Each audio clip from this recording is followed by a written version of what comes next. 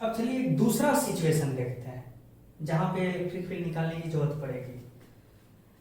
मान लीजिए कि एक सेमी सर्कुलर डिस्क है और उसका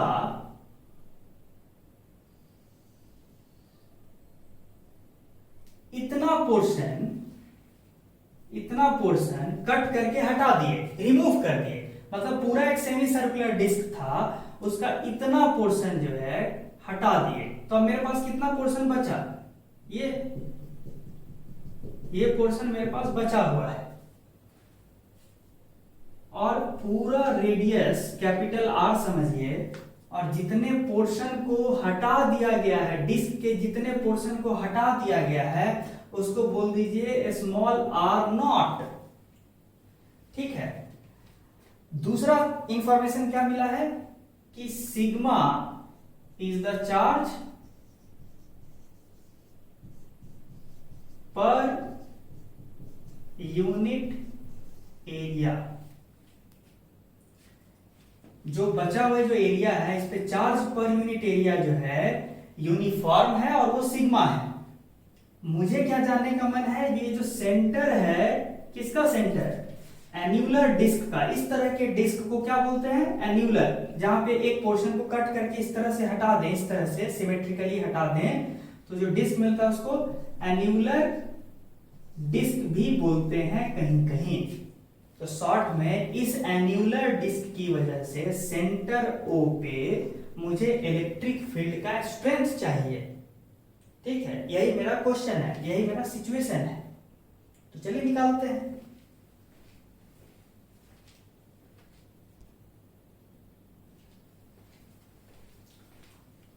तो यहां पे इलेक्ट्रिक फील्ड निकालेंगे कैसे? तो क्या करेंगे, इस डिस्क को हम पतला पतला रिंग से बना हुआ मान सकते हैं कि नहीं, जो पहले हम एनालिसिस कर चुके हैं। तो क्या करेंगे कि एक जनरल रेडियस स्मॉल आर पे जाएंगे और वहां पे इस तरह का एक पतला सा रिंग ले लेंगे। ठीक है, और रिंग का थिकनेस जो होगा डी स्मॉल आर है और रिंग का रेडियस क्या है? स्मॉल आर है।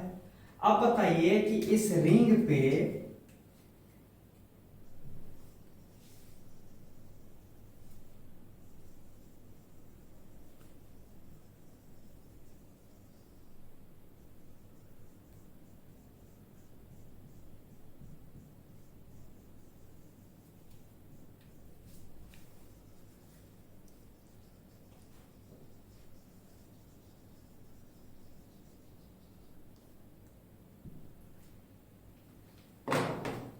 इस रिंग की वजह से सेंटर ऑफ द डिस्क पे कितना फील्ड होगा? आज हम ये क्वेश्चन कर चुके हैं। कितना एक्सप्रेशन आया था? एक रिंग जिसका रेडियस स्मॉल आर था, उसकी वजह से सेंटर ऑफ द रिंग पे, इस रिंग का भी सेंटर यही होगा, इसलिए सेंटर ऑफ द रिंग पे फील्ड कितना आया था? Vertically downward. और एक्सप्रेशन कितना आया था? 2k lambda by are. Lambda क्या था? रिंग पे जो चार्ज था उसका पर यूनिट लेंथ वैल्यू, यानी charge per unit length over the ring was lambda. तो ये एक्सप्रेशन हम निकाल चुके थे, याद कीजिए। इस पतले से रिंग की वजह से इतना इलेक्ट्रिक फील्ड स्ट्रेंथ होगा वर्टिकली डाउनवर्ड डायरेक्शन में। अजम्पशन क्या है? चार्ज पॉजिटिव है, चार्ज निगेटिव है तो एरो का डायरेक्शन चेंज हो जाएगा, ऊपर की ओर हो जाएगा। आगे बढ़े। अब देखिए ये लैम्डा का वैल्यू लिखना होगा। दूसरी बात, उसके बाद क्या करना होगा? ऐसे ऐसे रिंग की वजह से टोटल इलेक्ट्रिक फील्ड जो आएगा यहाँ पे सेंटर पे, उसको इंटीग्रेट करना होगा, सम करना होगा। क्योंकि ऐसा ऐसा पतला रिंग कहां से कहां तक है? कहां से कहां तक है? आर नॉट से लेके कैपिटल आर तक है। ठीक है, तो अगला स्टेप क्या होना चाहिए? ये लैम्डा का वैल्यू कैसे लिखेंगे? तो लैम्डा का वैल्यू क्या होगा? इस पतले से रिंग पे पहले चार्ज लिखते हैं। टोटल चार्ज कितना है on ring? Semicircular ring. Okay, कितना होगा?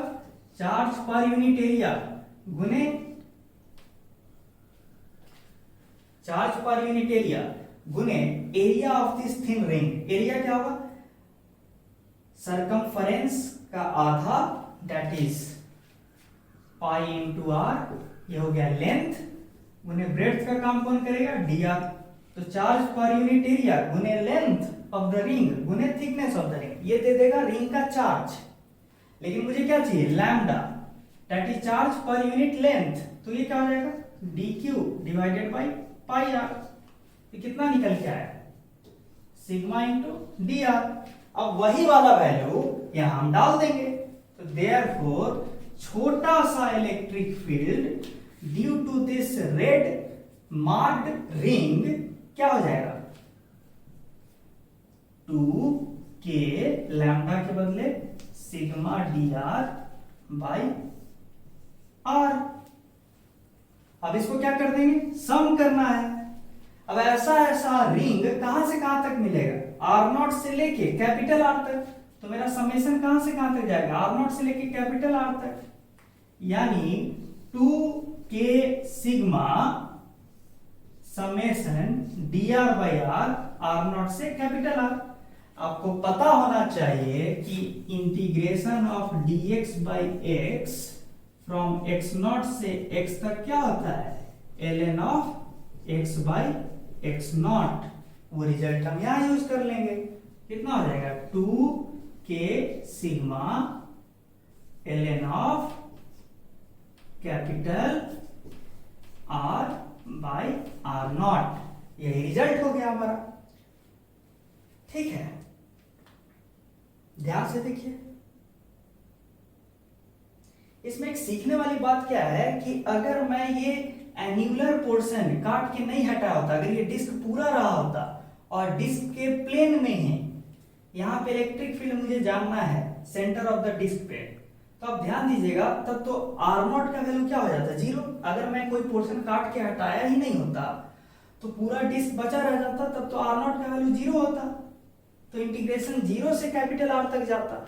लेकिन जैसे ही आर नॉट के बदले जीरो रखिएगा तो ln के अंदर इन्फिनिटी आ जाएगा, और फिर ln ऑफ इन्फिनिटी इन्फिनिटी ही होता है। मतलब अगर ये पूरा डिस्क रहा होता और तब सेंटर पे फील्ड निकाले होते तो इलेक्ट्रिक फील्ड का स्ट्रेंथ टेंडिंग टू इन्फिनिटी आया होता। इस पोर्शन के लिए इतना ही।